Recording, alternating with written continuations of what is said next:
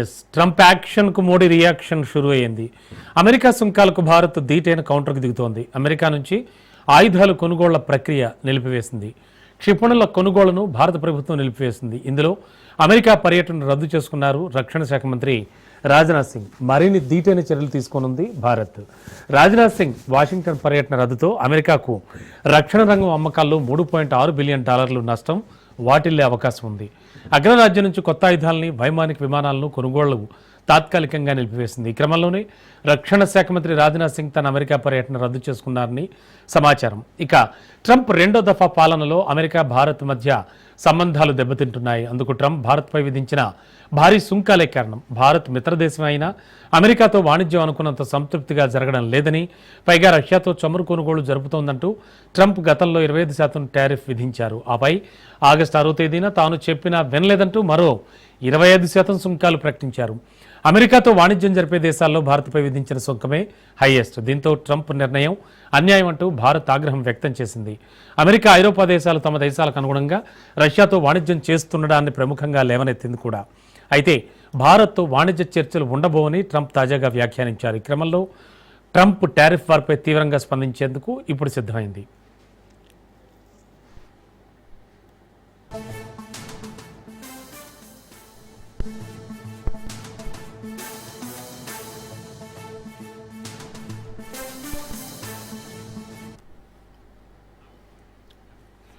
రష్యాతో చమురు ఒప్పందాలు ఆగేవి లేవని భారత్ ఇప్పటికే స్పష్టం చేసింది. అదే సమయంలో రాజీ పడేది కూడా లేదని, సుంకాలతో భారీ మూల్యం చెల్లించేందుకైనా సిద్ధమని భారత ప్రధాని మోడీ ప్రకటించారు.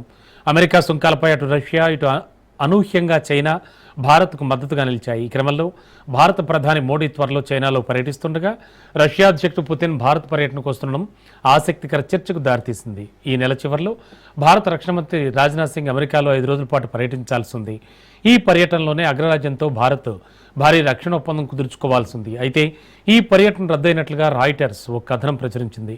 ఈ కథనాన్ని భారత రక్షణ శాఖ తోసిపుచ్చింది.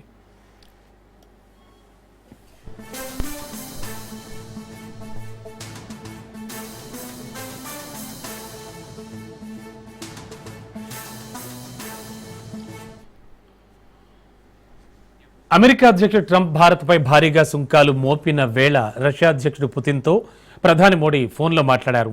తాజా పరిణామాలపై ఇరువురు నాయకులు చర్చించారు. ఉక్రెయిన్తో యుద్ధంపై తాజా పరిణామాలను పుతిన్ వివరించగా శాంతియుతంగా పరిష్కరించుకోవాలని ప్రధాని సూచించారు. భారత్ శాంతి వైపు ఉందన్న వైఖరిని మోడీ పునరుద్ఘాటించారు. ఇదే సమయంలో రష్యాతో వ్యూహాత్మక భాగస్వామ్యాన్ని మరింత బలోపేతం చేయాలని నిర్ణయం తీసుకున్నారు. రష్యా అధ్యక్షుడు పుతిన్తో ఫలప్రదమైన సంభాషణ జరిగిందని ప్రధాని మోడీ ఎక్స్లో పోస్ట్ చేశారు. ద్వైపాక్షిక సంబంధాల్లో పురోగతిపై సమీక్ష జరిపామని తెలిపారు. ఈ ఏడాది చివరిలో పుతిన్కు ఆతిథ్యం ఇచ్చేందుకు ఎదురు చూస్తున్నారని రాసుకొచ్చారు.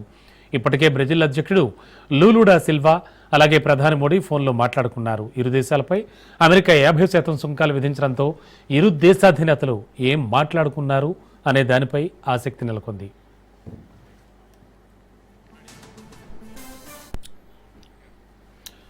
ప్రధాని ఉజ్వల యోజన కొనసాగింపునకు కేంద్ర కేబినెట్ ఆమోదం తెలిపింది. ప్రధాని నరేంద్ర మోడీ అధ్యక్షతన సమావేశమైన కేంద్ర కేబినెట్ పలు నిర్ణయాలు తీసుకుంది. పీఎం ఉజ్వల్ యోజనకు 2025-26 సంవత్సరానికి గాను 12,000 కోట్ల రూపాయలు కేటాయించింది. Multi disciplinary education and research సాంకేతిక విద్యా పథకానికి 4,200 కోట్ల రూపాయలను కేబినెట్ కేటాయించింది.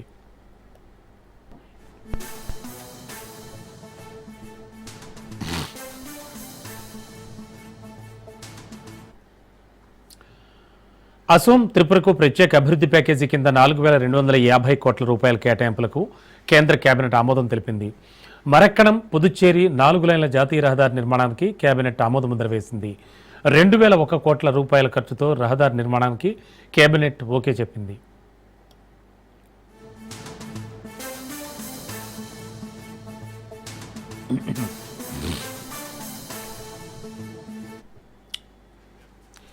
ఈసీపై లోక్సభ ప్రతిపక్ష నేత రాహుల్ గాంధీ ఆగ్రహం వ్యక్తం చేశారు. భారత రాజ్యాంగం ప్రసాదించిన ఒక వ్యక్తి ఒక ఓటు హక్కుపై దాడి చేస్తే ఎన్నికల కమిషన్పై తాము దాడి చేస్తామన్నారు రాహుల్ గాంధీ.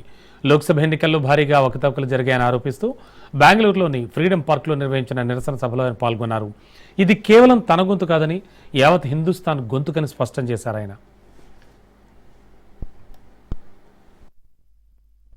अगर आप सोच रहे हो कि आप इस पर आक्रमण करके बचोगे तो फिर से सोचो, टाइम लगेगा मगर हम आपको पकड़ेंगे, एक करके पकड़ेंगे।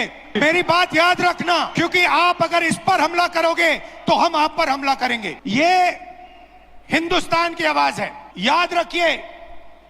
नरेंद्र मोदी 25 सीट की मार्जिन से प्रधानमंत्री हैं। एक सीट हमने दिखा दी कि चोरी हुई है। 25 सीट वो 35,000 या कम वोटों से जीते हैं। अगर हमें इलेक्ट्रॉनिक डेटा मिल जाए, हम साबित कर देंगे कि हिंदुस्तान का प्रधानमंत्री चोरी करके प्रधानमंत्री बना है। पूरे देश को यह सवाल पूछना चाहिए कि इलेक्शन कमीशन इलेक्ट्रॉनिक डेटा और वीडियोग्राफी क्यों नहीं दे रहा है। मैं लीडर ऑफ ऑपोजिशन हूं, मगर मैं अकेला नहीं बोल रहा हूं। हिंदुस्तान की सारी राजनीतिक ऑपोजिशन की पार्टियां ये सवाल पूछ रही और इलेक्शन कमीशन को एकदम ये डेटा हमारे हवाले कर देना चाहिए। कर्नाटक में जो हमने डेटा निकाला है वो एक क्राइम का एविडेंस है। 6 महीने लगे हमें उस डेटा को निकालने के लिए। इतना बड़ा कागजों की पाइल थी, लाखों फोटो के सामने कंपेयर किया है, हर एक नाम को चेक किया है। और हम मानते हैं कि हिंदुस्तान का पूरा जो डेटा है, इलेक्शन का डेटा है, वो एविडेंस है। ఫోన్ ట్యాపింగ్ అంశం తెలంగాణలో వివాదం రాజేసింది. ఈ క్రమంలో ఫోన్ ట్యాపింగ్ అంశంపై సిట్ అధికారులు దర్యాప్తు చేపట్టారు. దీనిపై ఇప్పటికే పలు పార్టీలకు చెందిన రాజకీయ నేతల్ని సిట్ అధికారులు విచారించారు. సిట్ విచారణలో పోలీసులు వెల్లడించిన విషయాలను చూసి షాక్ అయినట్లుగా కేంద్ర మంత్రి బండి సంజయ్ తెలిపారు. 6,500 మంది ఫోన్లను బీఆర్ఎస్ ట్యాప్ చేసిందని బండి సంజయ్ మరో బాంబు పేల్చారు. ఎస్ఐబిని అడ్డు పెట్టుకుని బ్లాక్మెయిల్ చేసి కాంట్రాక్టర్లను, లీడర్లను బెదిరించి డబ్బులు వసూలు చేశారన్నారు. ప్రభాకర్ రావు, రాధాకృష్ణరావు లాంటి వారిని ఏం చేసినా తప్పులేదని బండి తీవ్ర ఆరోపణలు గుప్పించారు.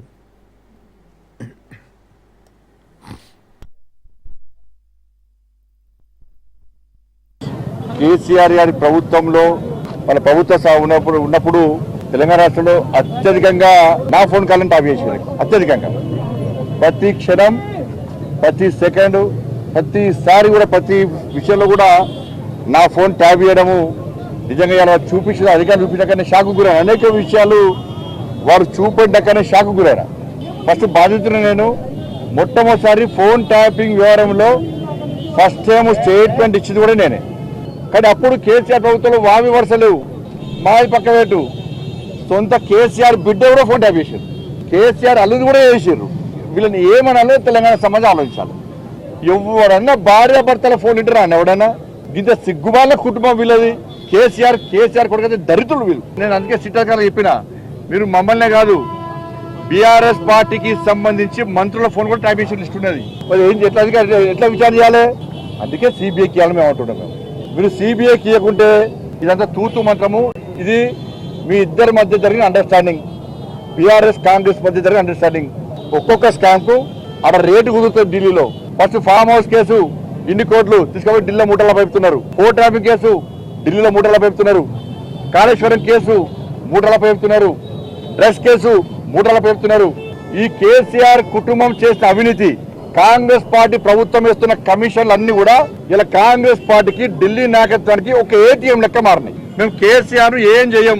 అదే రాష్ట్ర ముఖ్యమంత్రి గారు జైలుకి పంపినప్పుడు నీ ఫోన్ నీ కుటుంబ సభ్యుల ఫోన్ ట్యాప్ చేసిండు. ఎవరు చేసారు? కేసీఆర్ చేసాడు, కేసీఆర్ కొడుకు చేసాడు. అటువంటి కేసీఆర్ కు క్లీన్ చిట్ ఇచ్చాడు రాష్ట్ర ముఖ్యమంత్రి. అంటే అండర్స్టాండింగ్ చేసుకోండి. కేసీఆర్ ఏం చెప్తే రేవంత్ రెడ్డి గదే చెప్తాడు. అధికారులు మీరు వేసినటువంటి కమిషన్ సంబంధించి ఈ సిట్ కమిషన్ కానీ ఇతర కమిషన్ అధికారులకు ఇండైరెక్ట్ రాష్ట్ర ముఖ్యమంత్రి గారు క్లీన్ చిట్ చేసి మీరు ఏం చేయకండి, మేము టైం పాస్ చేస్తున్నాం, మేము ఎవరిని అరెస్ట్ చేయము అని డైరెక్ట్ గా రాష్ట్ర ముఖ్యమంత్రి గారు క్లీన్ చిట్ కేసీఆర్ కుటుంబానికి చేసింది. కేంద్ర మంత్రి బండి సంజయ్కు బీఆర్ఎస్ వర్కింగ్ ప్రెసిడెంట్ కేటీఆర్ సవాల్ విసిరారు. హోంశాఖ సహాయ మంత్రిగా ఉన్నప్పటికీ బండి సంజయ్కు తెలివితేటలు ఎలా పనిచేస్తాయో అర్థం కావట్లేదన్నారు. అలాగే కనీస సాధారణ జ్ఞానం కూడా లేదని, అతని నిర్లక్ష్య ప్రకటనలు హద్దు దాటుతున్నాయన్నారు. ఇంత చౌకబారు ఆరోపణలు చేయడం, థర్డ్ క్లాస్ ప్రకటనలు చేయడం అతనికేం కొత్త కాదన్నారు. ఫోన్ ట్యాపింగ్ ఆరోపణలతో కొంతైనా నిజం ఉందో లేదో నిరూపించమని సవాల్ విసురుతున్నానన్నారు. బండి సంజయ్కి అధికారికంగా లీగల్ నోటీసులు పంపిస్తున్నానని, రాబోయే 48 గంటల్లో తనపై చేసిన ఆరోపణలను ఉపసంహరించుకొని బహిరంగ క్షమాపణ చెప్పాలన్నారు. లేదంటే న్యాయపరమైన చర్యలు తప్పవని హెచ్చరించారు.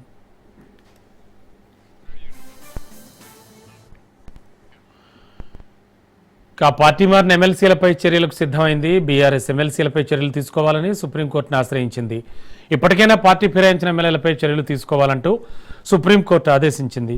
ఇక సుప్రీంకోర్టులో పిటిషన్ దాఖలు చేయాలని నిర్ణయించారు పార్టీ వర్కింగ్ ప్రెసిడెంట్ కేటీఆర్. ఇదే అంశంపై కేటీఆర్ ఇప్పటికే ఢిల్లీ వెళ్లారు.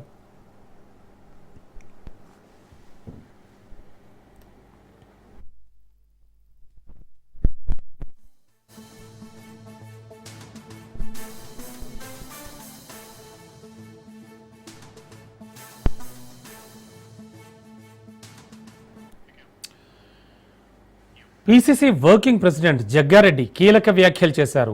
తనకు రేవంత్ రెడ్డికి మధ్య సవాలక్ష ఉంటాయి, అది మా పార్టీ మా ఇంటి పంచాయతీ అన్నారు. ఇది కొత్త ప్రభాకర్ రెడ్డికి జగ్గారెడ్డి విసిరిన సవాల్. మీ వద్ద ఉన్న 1000 కోట్లు ప్రజలకు పంచిపెట్టాలని స్పష్టం చేశారు. మీరు చేసిన దౌర్జన్యంలో 1% కూడా రేవంత్ చేయలేదని తీవ్ర స్థాయిలో ధ్వజమెత్తారు. కిషన్ రెడ్డి, బండి సంజయ్ మాటలకు విలువ లేదని జగ్గారెడ్డి అన్నారు. ఇక బీజేపీ నేతలపై జగ్గారెడ్డి తీవ్ర వ్యాఖ్యలు చేశారు. అవినీతిని బయటపెట్టడం తప్ప అరెస్ట్ చేయడం తమ ఉద్దేశం కాదని అన్నారు. ఇలాంటి మాటలతో ఇంకెన్నాళ్లు బండి సంజయ్ కాలం వెళ్లదీస్తాడని తీవ్ర విమర్శలు చేశారు. కేంద్ర మంత్రిగా అవకాశం వచ్చింది, రాష్ట్రానికి ఉపయోగపడే పని ఒక్కటైనా చేయండి అంటూ హితవు పలికారు. మూటల గురించి బండి సంజయ్ ముందు బీజేపీలో మాట్లాడారని అన్నారు. ఎవరికి ఎంత అవగాహన ఉందో తెలంగాణ సమాజానికి తెలుసు అని అన్నారు. అందుకే ప్రభాకర్ రెడ్డి, నువ్వు మాట్లాడే ముందు సరే నీ కార్యకర్తలకు ఏదో కొంత చూసడానికి మాట్లాడేటప్పుడు ఒకసారి మీరు ఎవరైనా కానీ జగ్గారెడ్డి గురించి మాట్లాడేటప్పుడు చూసుకొని మాట్లాడుకోండి. మీరు అదే కమిషన్లు నాకు ఇస్తే లేదని ఏడ్చినా అని అతను అంటాడు. నేను అందుకే అన్న ఈ మాట అన్నా నేను. ఇక ప్రభాకర్ రెడ్డికి ఇంక ఇవన్నీ తెలివే కదా. ప్రభాకర్ రెడ్డికి ఏం తెలుసు? నేనేమో గరీబుల చుట్టూ నేను తిరుగుతా, నా చుట్టంతా వాళ్ళే ఉంటారా. నా పక్కకి బిల్డింగ్లో నా ఎమ్మడే పెద్ద పెద్ద బిజినెస్ చేసేవాడు ఎవడు ఉంటాడు కదా. నా ఎమ్మడి ఉంటూ లేవరు ఆ క్యాన్సర్ పేషెంట్ వచ్చిన వాళ్ళు వస్తుంటారు నా దగ్గరికి. నా దగ్గర ప్రతి పేషెంట్లు వస్తుంటారు నా దగ్గర కాన్షియన్స్లో. నా ప్రాబ్లం అదే ఉంది. శాతనగాడికి చేస్తున్నాం, లక్షలు కాదు లక్షలు చేస్తూనే ఉన్నాం, ఇంకా చేస్తూనే ఉంటాం. అదిగా ఇప్పుడు బాధలతో వచ్చిన పబ్లిక్లో ఉన్నప్పుడు బాధ ఏందో నాకు తెలుసు. ప్రభాకర్ రెడ్డికి ఏం తెలుసు? కేసీఆర్ పైసలు ఇవ్వాలి, బీఫామ్ తెచ్చుకోవాలి, పార్లమెంట్లో కూర్చోవాలి. కేసీఆర్ పైసలు ఇవ్వాలి, కేసీఆర్ ఫ్యామిలీకి పైసలు ఇవ్వాలి, బీఫామ్ తెచ్చుకోవాలి, అసెంబ్లీలో కూర్చోవాలి. అందుకే ప్రభాకర్ రెడ్డి, నువ్వు మాట్లాడే ముందు సరే నీ కార్యకర్తలకు ఏదో కొంత చూసడానికి మాట్లాడేటప్పుడు ఒకసారి మీరు ఎవరైనా కానీ జగ్గారెడ్డి గురించి మాట్లాడేటప్పుడు చూసుకొని మాట్లాడుకోండి. మీరు అదే కమిషన్లు నాకు ఇస్తే లేదని ఏడ్చినా అని అతను అంటాడు. నేను అందుకే అన్న ఈ మాట అన్నా నేను. ఇక ప్రభాకర్ రెడ్డికి ఇంక ఇవన్నీ తెలివే కదా. ప్రభాకర్ రెడ్డికి ఏం తెలుసు? నేనేమో గరీబుల చుట్టూ నేను తిరుగుతా, నా చుట్టంతా. సింగూర్ ప్రాజెక్ట్ డేంజర్ జోన్లో ఉందన్న కథనాలపై ఇంజనీరింగ్ చీఫ్ అధికారులతో కలిసి ప్రాజెక్టును సందర్శించారు. అధికారులతో చర్చించి ప్రాజెక్టు వివరాలు తెలుసుకుంటూ ఆనకట్టను పరిశీలించారు. ప్రాజెక్టుకి ఎలాంటి ప్రమాదం లేదని తేల్చెప్పారు. సంగారెడ్డి జిల్లాలో సింగూర్ బాగారెడ్డి ప్రాజెక్టును సందర్శించిన ఇరిగేషన్ చీఫ్ హంజాద్ హుస్సేన్ ప్రాజెక్టు ఆనకట్ట కోతకు గురవుతున్న సందర్భంలో యుద్ధ ప్రాతిపదికన రక్షణ చర్యల్లో భాగంగా సిమెంట్ బ్యాగులను కట్టకు అడ్డుగా వేసి తాత్కాలిక రక్షణ చర్యలు చేపట్టడం సర్వసాధారణం అన్నారు. అక్కడ టెంపరీ రిపేర్స్ ఇమీడియట్గా చేయిస్తారు. ఆ టెంపరీ రిపేర్స్ తోటి అయితే ఇప్పుడు మనకు ఏది కూడా అవుట్ ఆఫ్ కంట్రోల్ అనేటువంటిది ఏదో అయిపోద్ది అన్నటువంటి ప్రాబ్లం లేదు. It can be attended within no time.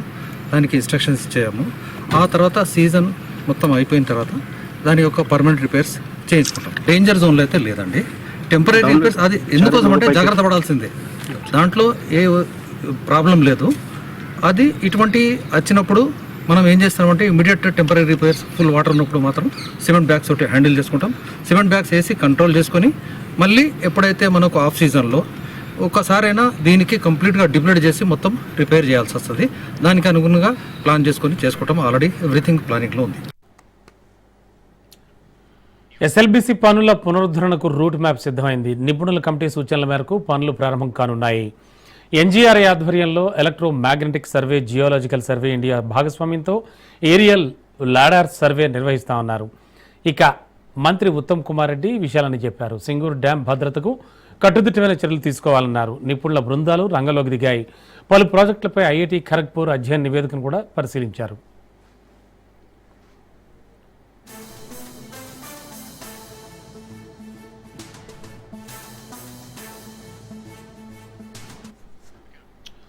Kaleshwaram ప్రాజెక్టుపై జస్టిస్ పీసీ ఘోష్ కమిషన్ సమర్పించిన పూర్తి నివేదికనివ్వాలని సిఎస్ రామకృష్ణారావును మాజీ మంత్రి హరీష్ రావు కోరారు. ఆయన సచివాలయానికి వెళ్లి సిఎస్ రామకృష్ణారావును కలిశారు. జస్టిస్ ఘోష్ ఇచ్చిన 665 పేజీల నివేదిక ప్రతులను ఇవ్వాలని కోరుతూ కేసీఆర్, హరీష్ రావు పేరుతో వేర్వేరు వినతి పత్రాలు అందజేశారు. అనంతరం ఆ వినతి పత్రాలు ఇచ్చినట్లు రసీదులు తీసుకున్నారు. హరీష్ రావు విజ్ఞప్తి పరిశీలించి చెప్తామని సిఎస్ చెప్పినట్లు సమాచారం. భారత రాష్ట్ర సమితి ఎమ్మెల్యేలు కాలేరు వెంకటేష్, ముఠా గోపాల్, బండారు లక్ష్మారెడ్డి, ఎమ్మెల్సీ దేశపతి శ్రీనివాస్ తదితరులు హరీష్ రావు వెంట ఉన్నారు.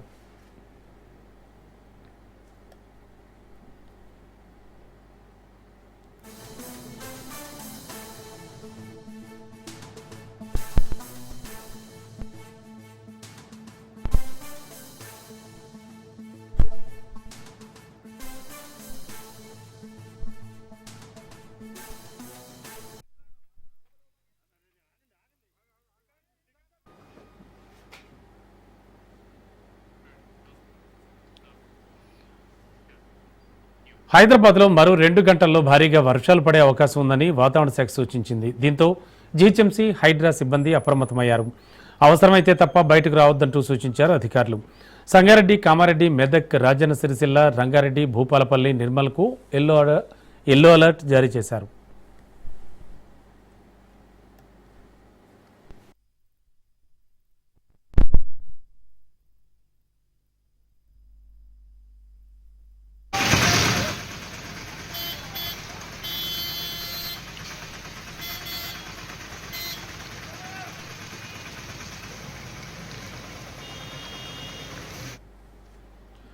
హైదరాబాద్లో సమస్యలపై సీఎం రేవంత్ కీలక సమీక్ష సమావేశం నిర్వహించారు. వర్షాలతో తలెత్తుతున్న ఇబ్బందులపై అధికారులతో చర్చించారు. నిన్నటి వర్షాలకు ఎదురైన ఇబ్బందులు తెలుసుకున్నారు సీఎం రేవంత్. వరద ప్రవాహానికి అడ్డంకుల వల్లే సమస్యలని తెలిపారు అధికారులు. వరద నీటి సమస్యకు శాశ్వత పరిష్కారం చూపాలన్నారు. మూసీలోకి వరద చేరేలా ప్రణాళికలు సిద్ధం చేయాలన్నారు. అన్ని చెరువులు, నాలాలను మూసీకి అనుసంధానం చేయాలన్నారు సీఎం. వేగంగా చెరువుల పునరుద్ధరణ పూర్తి చేయాలని, మూసీ పునరుజ్జీవనమే వరద సమస్యకు శాశ్వత పరిష్కారం అన్నారు. ఆ దిశగా ప్రణాళికలు రూపొందించాలన్నారు సీఎం రేవంత్ రెడ్డి.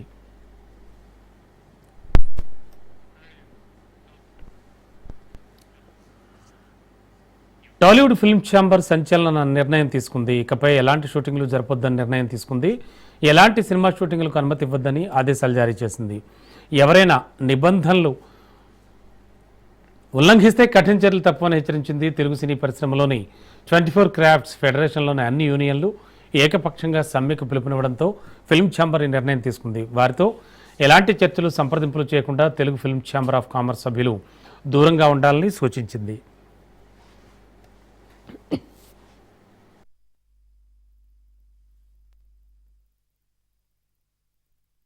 అంతేకాకుండా స్టూడియోలు, అవుట్డోర్ యూనిట్లు, మౌలిక వస్తువుల యూనిట్ సభ్యులు Telugu film chamber of commerce నుంచి అనుమతి లేకుండా ఎలాంటి సేవలు అందించకూడదని తెలిపింది. తదుపరి ఆదేశాలు వచ్చే వరకు కూడా ఈ నిబంధనలు అమల్లో ఉంటాయని Telugu film chamber of commerce స్పష్టం చేసింది.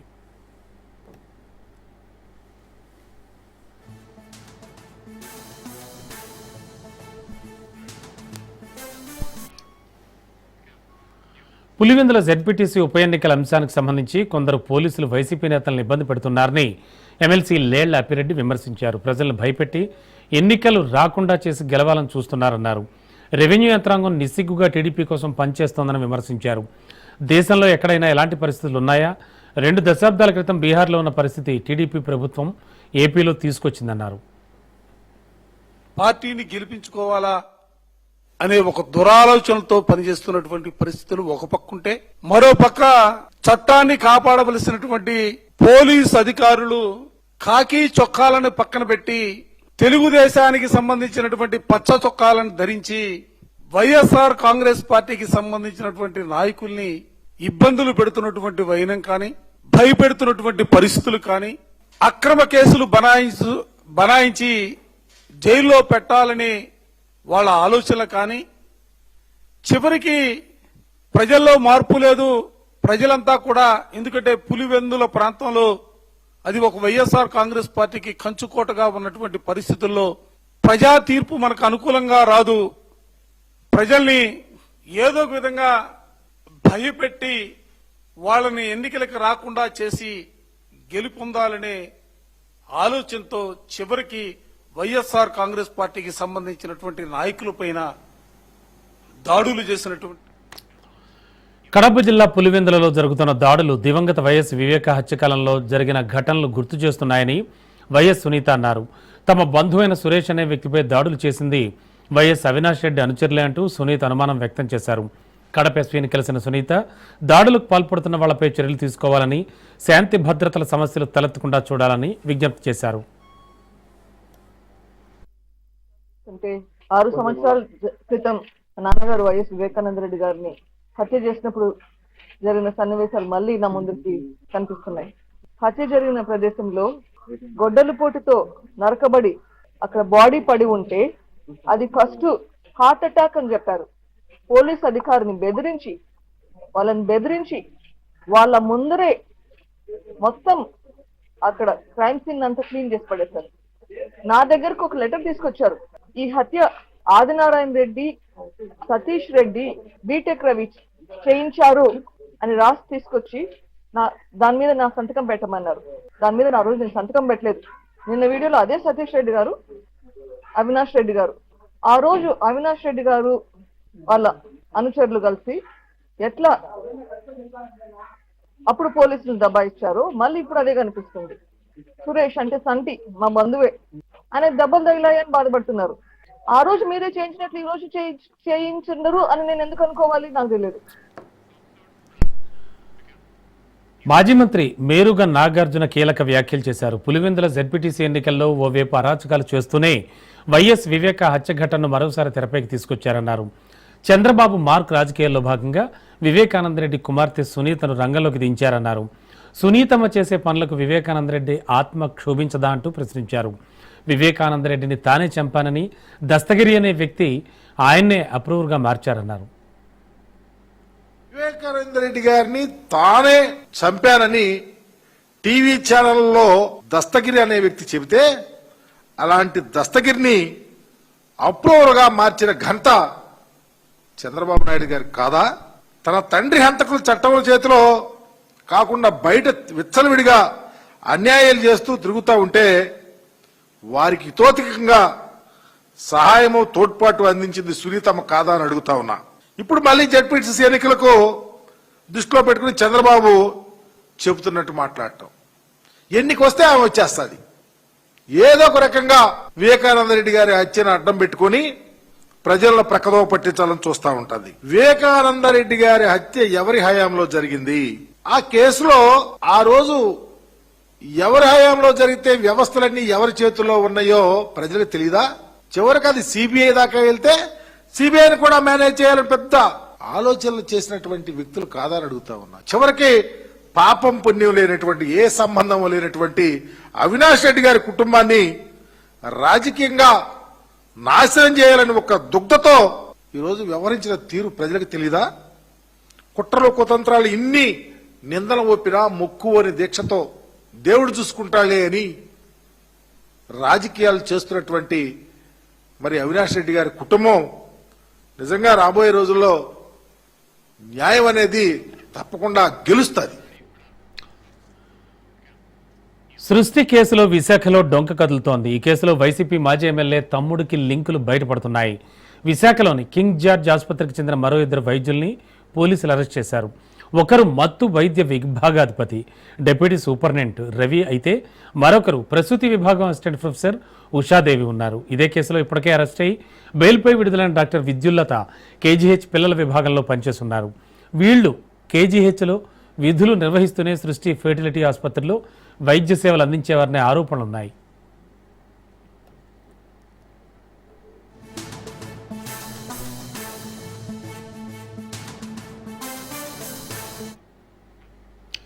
ఏసీబీకి చిక్కిన గిరిజన సంక్షేమ శాఖ ఏఎన్సీ అబ్బవరపు శ్రీనివాస్కి నెల 22వ తేదీ వరకు రిమాండ్ విధించింది కోర్టు. ఏకలవ్య మోడల్ రెసిడెన్షియల్ స్కూళ్ల బిల్లులు చెల్లించేందుకు శ్రీనివాస్ భారీగా లంచం డిమాండ్ చేశారు. గుత్తేదారు కృష్ణంరాజు ఈఎన్సీకి 25 లక్షల రూపాయలు చెల్లించారు. మరో 25 లక్షల రూపాయలు డిమాండ్ చేయడంతో కృష్ణంరాజు ఏసీబీని ఆశ్రయించారు. ఏసీబీ అధికారులు వలపన్ని ఈఎన్సీ శ్రీనివాస్ను పట్టుకున్నారు.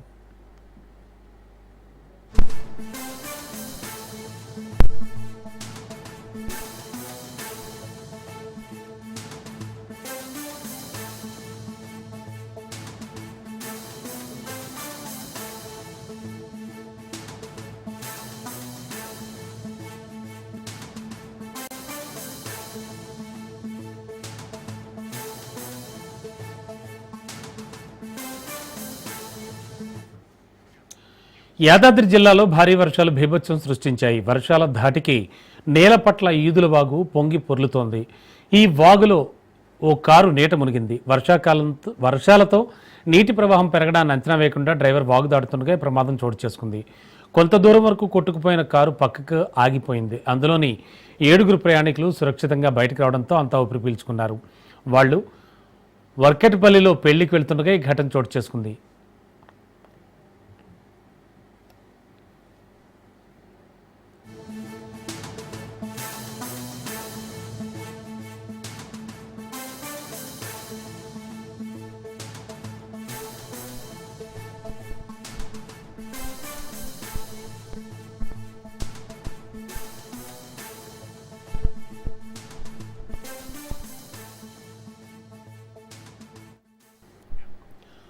అమెరికా అధ్యక్షుడు డొనాల్డ్ ట్రంప్ విధించిన టారిఫ్ల భయాలతో భారత స్టాక్ మార్కెట్లు కుప్పకూలాయి.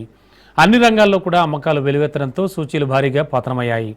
ట్రేడింగ్ ముగిసే సమయానికి సెన్సెక్స్ 725 పాయింట్లు నష్టపోయి 79,857 వద్ద స్థిరపడింది. అదేవిధంగా ఎన్ఎస్ఈ నిఫ్టీ 232 పాయింట్లు కోల్పోయి 24,363 వద్ద ముగిసింది.